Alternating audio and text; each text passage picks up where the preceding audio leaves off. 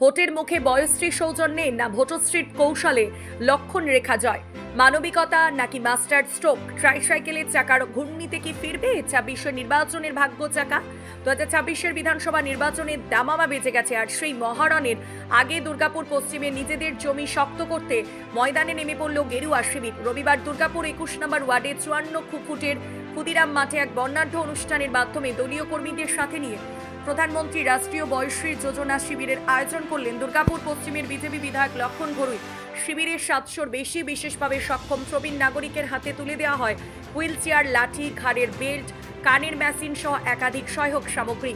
কার্যত এক ঢিলে দুই পাখি, একদিকে কেন্দ্রের প্রকল্পের সুবিধা পৌঁছে দেওয়া, আর অন্যদিকে নির্বাচনের আগে সংগঠনকে চাঙ্গা করার কৌশলে দুর্গাপুরের ভোটের রাজনীতির হাওয়া উত্তপ্ত করা। প্রধানমন্ত্রী নরেন্দ্র মোদীকে ধন্যবাদ জানিয়ে বিধায়ক লক্ষণ ঘরুই জানান, আজকার বর্তমান সমাজ ব্যবস্থায় অনেক ছেলেমেয়েরা তার বৃদ্ধ মা বাবাকে দেখে না। সে জায়গায় দাঁড়িয়ে যশস্বী প্রধানমন্ত্রী এই মায়েদের কথা চিন্তা করেছেন, সিনেদের কথা চিন্তা করেছেন, আর সেটা করেছে বলেই আজকে নরেন্দ্র মোদীর সহযোগিতায়, সোশ্যাল জাস্টিস যিনি মন্ত্রী আছেন তার সহযোগিতায়, অলিঙ্কর সহযোগিতায় আমরা এত বড় বৃহৎ কাজ করতে পেরেছি। এটা আমি গর্বিত এই কারণেই।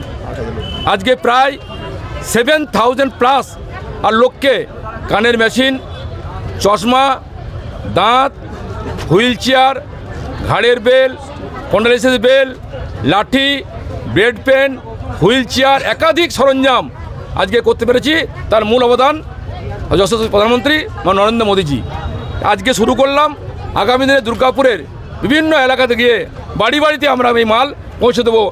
উল্লেখ্য, শনিবার সামাজিক মাধ্যমে একটি পোস্ট করে বিধায়ক লক্ষণ ঘরুইয়ের বিরুদ্ধে অভিযোগ তুলেছিলেন বিজেপির জেলা সভাপতি অভিজিৎ ভট্টাচার্য। তিনি জানিয়েছিলেন লক্ষণ ঘরুইকে প্রার্থী করা হলে তিনি নির্দল হয়ে লড়বেন। একদিকে বিধায়ক লক্ষণ ঘরুই কেন্দ্রীয় প্রকল্পের সরঞ্জাম বিলি করে নিজের ভাবমূর্তি ফেরানোর মরণপণ চেষ্টা চালাচ্ছেন, অন্যদিকে তাঁরই জেলা সভাপতি অভিজিৎ ভট্টাচার্য খোদ বিধায়কের বিরুদ্ধে দুর্নীতি জম সেচে যুদ্ধের ডাক দিয়েছেন। এই বিষয়ে বিধায়ক লক্ষণ ঘরুই বলেন, মূর্খ না শোনা ধর্মের কাহিনী। ইতিমধ্যেই অনেক অশান্তি পাকিয়ে বারবার ডিএম অফিসে গিয়ে পড়ে 3 কোটি টাকা কাজ আমি স্যাংশন করেছি। আমি ডিএসপি থেকে এই আনন্দপুর 54 ফুটে 35 লক্ষ টাকা ড্রেন স্যাংশন করেছি। 14 জন মহিলাকে সেলাই মেশিন উপহার দিয়েছি, তার দাম মিনিমাম 35,000 টাকা করে। যারা গরিব মহিলা আছেন প্রশিক্ষণ দিয়ে সেলাই মেশিন দিয়েছি। আমি 35টা মন্দির সংস্কার করেছি। অলিঙ্কর সহযোগিতায় 1,61,00,000 মানুষকে আমি পরিষেবা দিচ্ছি। আমি উন্নয়ন কি করছি এলাকার মানুষ জানে। তাই তৃণমূল ভয় পেয়ে আতঙ্কিত হয়ে কথা বলছেন, ওর কথা উত্তর দেওয়ার কোনো যুক্তি মনে করি না। আমরা কাজ করছি, মানুষ জানে কে কাজ করছে না করছে। অন্যদিকে এই ঘটনাকে মরণকালে হরিনাম বলে কটাক্ষ করেছেন জেলা তৃণমূলের সহ সভাপতি উত্তম মুখোপাধ্যায়। মরণকালে হরিনাম, সে হরিনাম করার কোনো লাভ নেই। উনি তো বলছেন 1 কোটি মানুষকে আমি পরিষেবা দিচ্ছি। কি করে দিলেন 1 কোটি মানুষকে পরিষেবা? ওনার তো ভোটে 2 লক্ষর নিচে, তো 2.5 কোটি মানুষকে কী করে পরিষেবা দিলেন?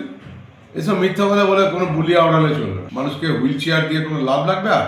আপনি এতদিন দিলেন না, একদিন কোথায় ছিলেন? আপনাকে খুঁজে পাওয়া যেত না। আপনি তো না নিজের গ্রামে থাকেন না টাউনশিপে থাকেন, আপনাকে তো কোনো নেতা এলে পরে তার পাশাপাশিই দেখা যায়। আপনি সবসময় আগে থাকেন। তো মানুষের পাশে থাকুন, মানুষের সেবা করুন, পরের জন্মে কাজে লাগবে। মানব হিসেবে জন্মগ্রহণ করেছেন, মানুষের পাশে থাকার অভ্যাস করুন। যদিও নিন্দুকেরা প্রশ্ন করতে ছাড়েননি, যিনি গত 5 বছরে এলাকায় উন্নয়নের চাকা ঘোরাতে পারেননি, তিনি নির্বাচনের আগে ট্রাইসাইকেলের চাকায় চড়ে কি বৈতরণী পার হতে পারবেন? নির্বাচনের ঠিক মাস কয়েক আগে কেন এই তৎপরতা? লাঠি বা কানের মেশিন কি মানুষের ক্ষোভ ধামাচাপা দিতে পারবে? বিজেপির জেলা সভাপতির তোলা অভিযোগ কি কেন্দ্রীয় অনুদানের এই ছোট্ট উপহার দিয়ে মুছে ফেলা সম্ভব? এই সহায়তা কি নিছক মানবিক উদ্যোগ নাকি নির্বাচনী কৌশলের অঙ্গ? বয়শ্রী যোজনার এই বৃহৎ আয়োজন কি আদৌ ভোটের বাক্সে প্রভাব ফেলতে পারবে? ক্ষুদিরাম মাঠের এই দান খয়রাত কি দলের ভেতরের আগ্নেয়গিরিকে শান্ত করতে পারবে, নাকি অভিজিৎ ভট্টাচার্যের নির্দল হুমকি হতে চলেছে লক্ষণ ঘরুইয়ের কফিনের শেষ পেরেক?